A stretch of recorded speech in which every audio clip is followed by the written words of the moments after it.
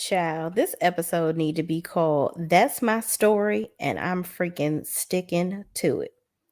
Let's get into the mess of it all, shall we? Let's do it. Hold on one second, y'all.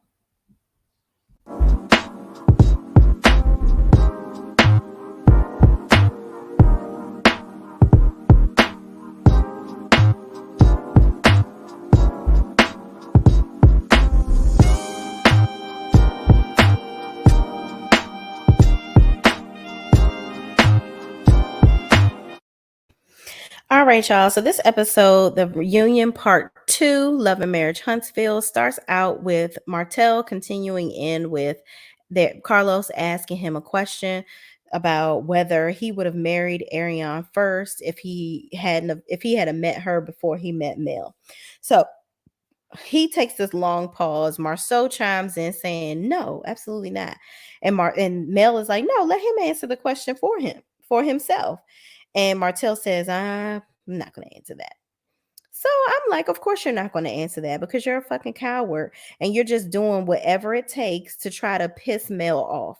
You know you wouldn't have married that broad because at the end of the day, if you was going to marry her, you would have married her dumbass already because oh my gosh, y'all, she is dumb as a box of rocks. I can understand why he wanted to hold on to Mel because if I had to talk to Tweedledum all freaking day, because he is definitely Tweedledee, and she takes the full title of Tweedledum, I would not even want to talk to her all day. If you don't take this dick and let me go home, like what the fuck? She is, woo, she's on next level stupid, okay? But moving right along, Melody says she feels like at the end of the day, he couldn't leave either of them alone because if she hadn't have divorced him, he would still be there huffing and puffing until she left. Okay, he would have still been along right on with Mel, and I believe that as well. So Carlos says, "Well, it seems Mel just wasn't enough for you, to just love her," which I thought that was real fucked up. Carlos, you've been doing really well this entire reunion, sir. You ain't have to say that. It's not about her not being enough. It's just like Mel said. No, I don't accept that. It's not that I wasn't enough, it's that he was just greedy. And then Martell actually agreed with that. My thing is, it's not about Mel not being enough. Because at the end of the day, if if he stood in his marriage and acknowledged the covenant of marriage like it's supposed to be, he shouldn't have even been looking for the likes of coleslaw, as we all affectionately call her. Okay, not affectionately, as we all disrespectfully call her, and she needs to be disrespected in every single way because she deserves all the smoke and disrespect. Okay, and that's just that.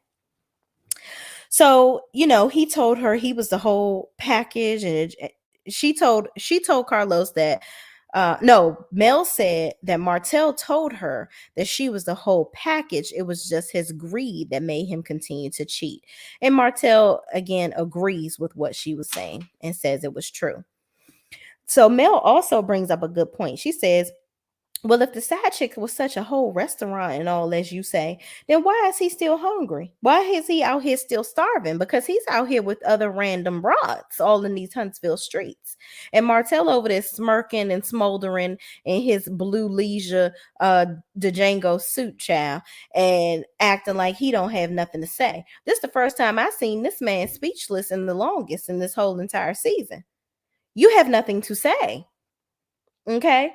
And it is out here that you out here fool a line with a whole bunch of chicks. And it's also out here allegedly that little side chick that is the main side chick that's being talked about, her kid is actually your sixth child, sir. So it's out here that you got six kids.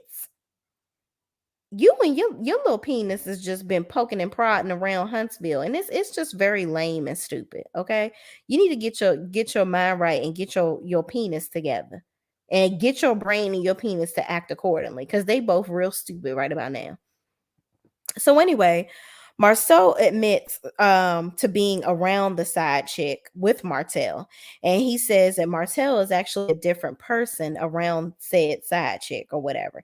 He says that Martell seems to be more dominant around her. Of course, he's more dominant around her because she's stupid. She's around here. Where's the ball? Where's the ball? All around Martell like he's King Dingling. And he likes that feeling. He doesn't have that at home with Mel because Mel is putting him in check. She knows him. She knows him for the fool that he is, the stupid ass. Okay. She's like, listen, you are around here acting like your shit is straight and shit is sweet, and it's not. And I'm over here handling the business, taking care of things, and handling business and taking names. You over here acting like you doing shit and you're not doing shit at all.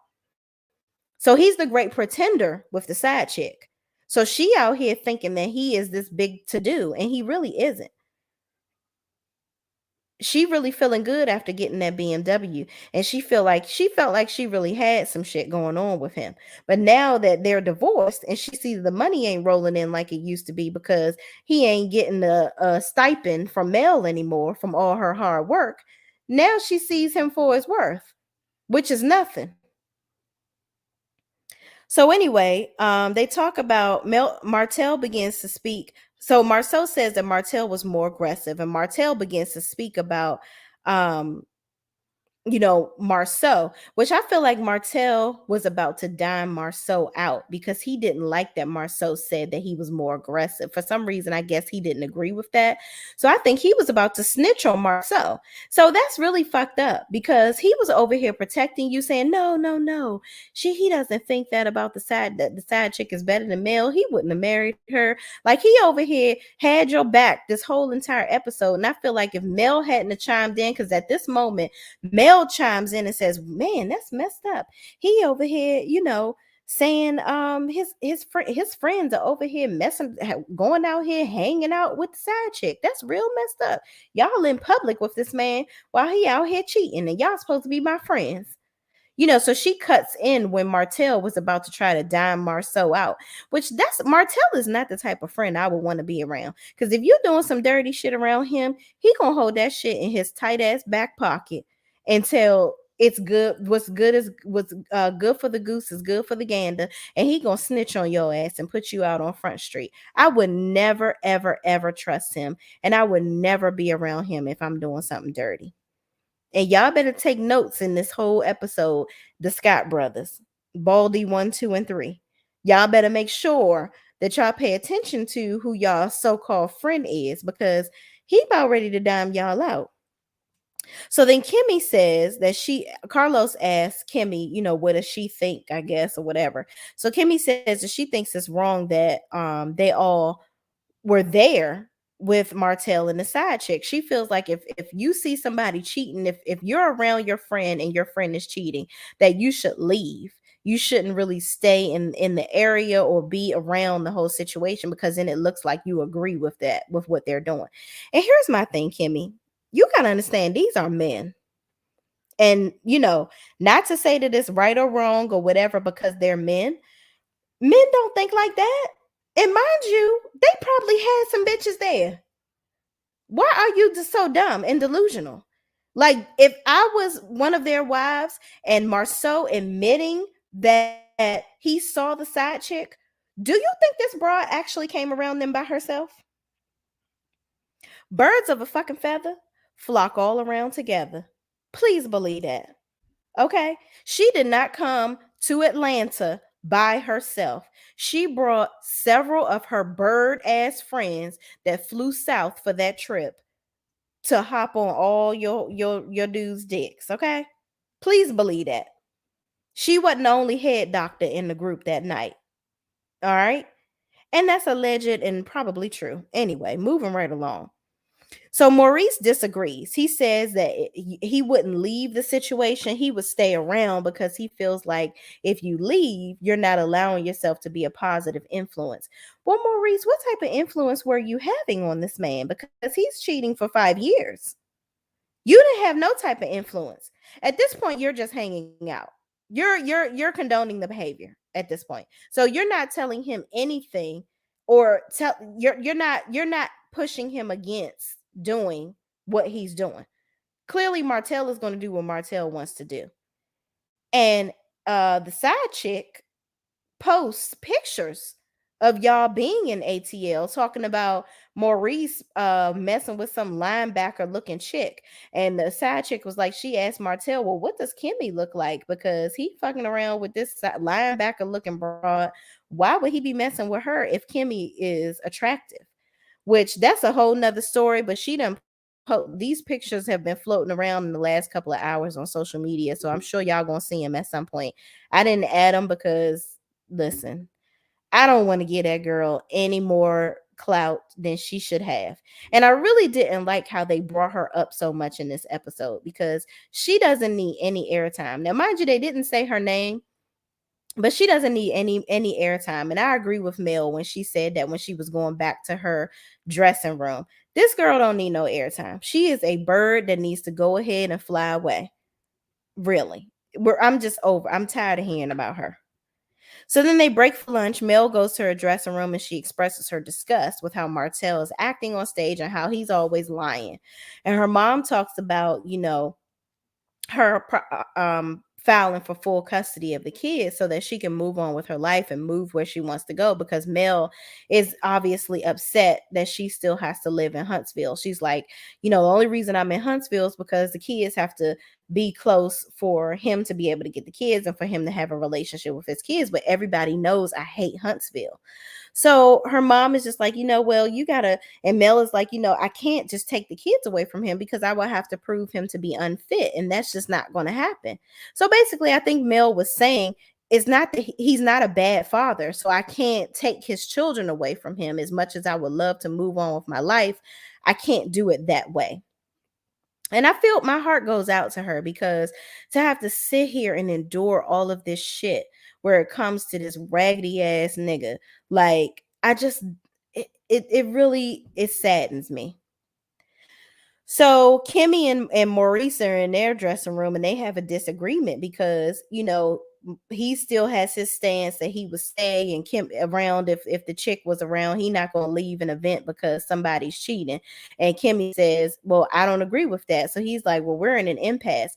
But what I do find in this conversation is that Maurice on stage, when Marceau admitted to being around the side chick in Atlanta, Maurice somehow has amnesia or is just basically lying. He said, well, I've never seen them around each other.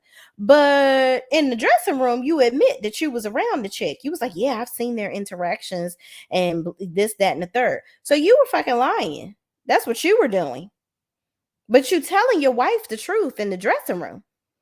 And even Tisha brings up that she was disappointed in Maurice because she was like, yeah, I know he was on that ATL trip. Which, mind you, Tisha lied too, because she said that she knew about the ATL trip and then she wants to backtrack and say, no, I found out about it after Maurice Marceau told me about the cheating with Martell and, him going over there and trying to resolve the situation with them. Then he tells me after that about the chick being on the trip with them at ATL, which I know Tisha knew because it's a video out here. Go on Color Me Pink's page, okay? She did an interview with Melody's mother where they talked about Marceau actually funneling money to Martell so that he can give money to the side chick. So he was the one that helped Martell buy that BMW for the side chick. Okay? So check that.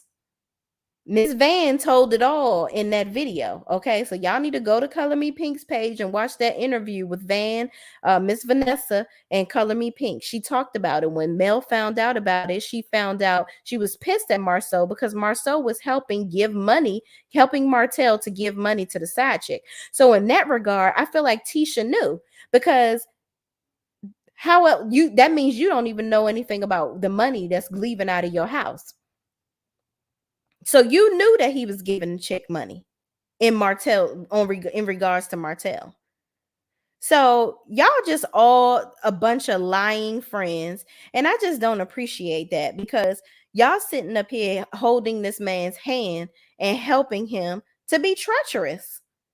And I feel like it's because he got something on them too.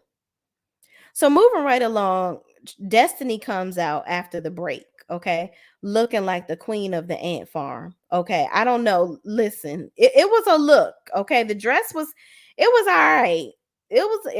she looked good in the dress, but I just feel like the curves in some places was just a little extra. And the shoes that she had on, I wasn't really feeling them shoes with that outfit. But okay, Destiny, you was doing something. So Carlos asked about her and LeBaric, and she says that they were together for 5.5 years before they actually got married, but they were married for 2 years. And then she goes into talking about really nothing, because I feel like so basically Carlos asked her why didn't she talk about her divorce very much on the show. And she says, well, because while we were on the show, we were trying to get it together. So I didn't want to talk about our issues as we were going through the issues and really disrupt our ability to get back together, basically. Which my thing is, bitch, this show is Love and Marriage Huntsville. You need to show about the love and the lack of love in your marriage. You were talking about nothing. You were on this show all in everybody else's Kool-Aid trying to figure out the flavor, but you're not talking about nothing that's going on with you in your relationship. You were very inauthentic. You were very non-existent. We don't need you on this show. If you're not going to talk about anything, I give Destiny 3 episodes in the next season. Bitch, if you ain't spilling, we ain't watch. You ain't the tea that I want to sip. Okay, just get on with your life. Do something else. Go and raise a little law, and you and LeBaric do laundry together at your house, child.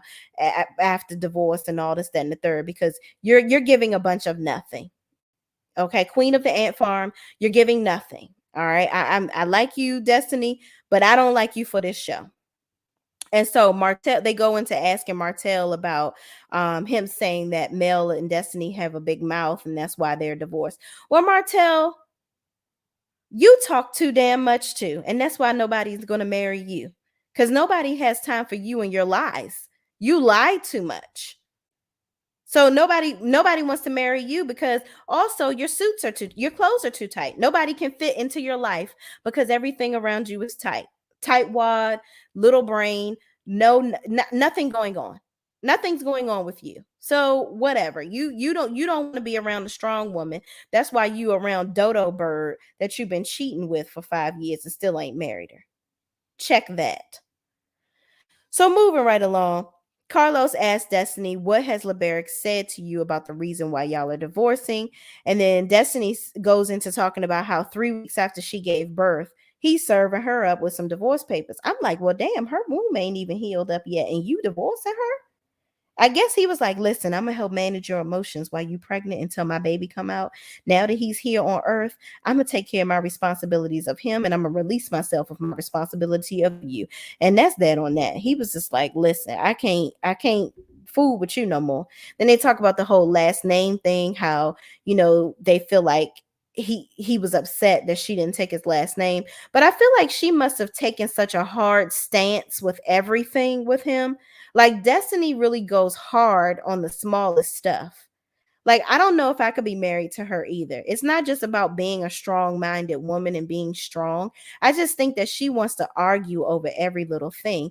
And then it just becomes redundant and stupid over time. And not a man, no woman is going to want to deal with that shit. Like, she just want to argue just to fucking argue. And don't nobody got time for that. That's just childish and stupid. We got so many other things to do in life than to be sitting here coming home arguing with our spouse over some dumb shit. So I'd have divorced the ass too. I'm sorry. But moving right along. So then Tiffany and Lewis come out looking disaster and just disastrous. His outfit, I don't know if he was going to somebody's wedding, not the reunion. Tiffany, the outfit needed to go, but her makeup looked good and her hair looked good. Her skin was very flawless. I have to give her that. So Carlos asked about social media comments and how she's handling it. And she said it was overwhelming and she was surprised that she didn't jump off a damn bridge. Child, don't jump off a bridge, Tiffany.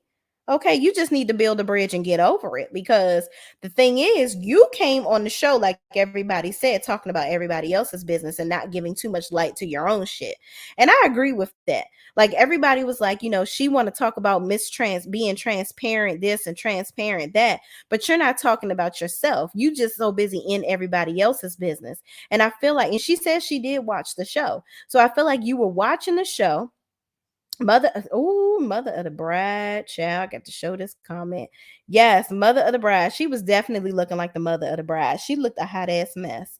And I feel like her and her husband, they need to get on a plan together to, get rid of the pounds and get a makeover, because they both just looking like 2 tons of fun. And it's not a look, it's not the look for them. But thank you for your comment. Thank you so much for watching. So, everyone was saying how there's really Carlos asked Tisha, how does she feel about Lewis and Tiffany or whatever? And she said that she feels like there's just no real meat to them. And they're really just not, it's giving nothing. They're not giving anything. And here's my thing. I get what Tisha is saying, but what the fuck did you expect them to do when they came on the show? Did you expect them to be like, yes, and hey, everybody, my name is Tiffany, and I was cheated on in high school, and I was divorced, and my ex-husband died, and yeah, and I am mixed, and I was adopted, and all this. When is all of this supposed to come out if you don't ask her no questions? But also, I agree, Tiffany, you came on here talking about somebody's child, which that was the wrong road, sis. Wrong road. Okay, that was not the way to come on here talking about anything. So Maurice and Kimmy chimed in, and they were just really upset because they were like, you come on here discussing Monster and him, allegedly vaping in the bathroom. When you got fired from the chamber, Kimmy says, I heard you got fired from the Chamber of Commerce. And everyone says, stop acting like, you're transparent, but not sharing your own business. And I agree with that. You so busy into everybody else's shit and commenting on everybody else's relationship, but y'all are over here acting like y'all on WeTV marriage counseling. You're not. This is not marriage boot camp. You're not on here to help facilitate anything for these other couples, ma'am. You're not. And y'all are not the experts just because y'all had a divorce. Now, I do agree when Lewis said, because Marceau tried to gather them up all together, and he did. I will give him that. He gathered them up and put them out for Tuesday's collection of trash. Okay, he definitely did that. But he said, y'all always want to give advice. Marceau was like, y'all trying to give advice, and y'all only been married for a year. Like, you're really experts on divorce, not an expert on marriage. And Lewis came back with, listen, but you don't listen to what nobody is saying. It's very evident what you need to do in your marriage, but you choose to turn away and not pay attention to what's going on. I've learned from my mistakes in my previous marriage, and I'm not going to bring them into my new one. And that's that on that. So he gathered Marceau right the fuck up and took a second bag of garbage and set it out for Tuesday right next to his shit. So that's that for reunion part 3. I cannot wait for next week when the mothers come out and messy ass Wanda bring her ass out on the screen. But child, them Scott brothers, they are taking up for Martell in the worst way. And I feel like Martell has some shit on them. Clearly, from those pictures that the side chick them posted on the internet today, she about to dime them all out. And she said Tisha better shut her mouth before she put some more shit out about Marcel that she don't want to know. And Maurice out here messing with the thicker than a snicker chicks, apparently, according to the side chick. So y'all better stop fucking around with that girl, because she got all y'all little dirty laundry cleaned up with some gain, child, and she wants something to gain. Okay. So anyway, y'all, thanks for watching. Please, please, please do not forget to like, comment, and subscribe to this video, to my channel, and make sure that you share this video with other people that watch this episode. And please visit healisticthings.com because they help me to pay the bills over here. Okay, if you're looking for everything all natural and healthy to clean your body, mind, body, and spirit, visit their website and make a purchase. Thank you guys for watching, and I will see you in the next video. Peace out.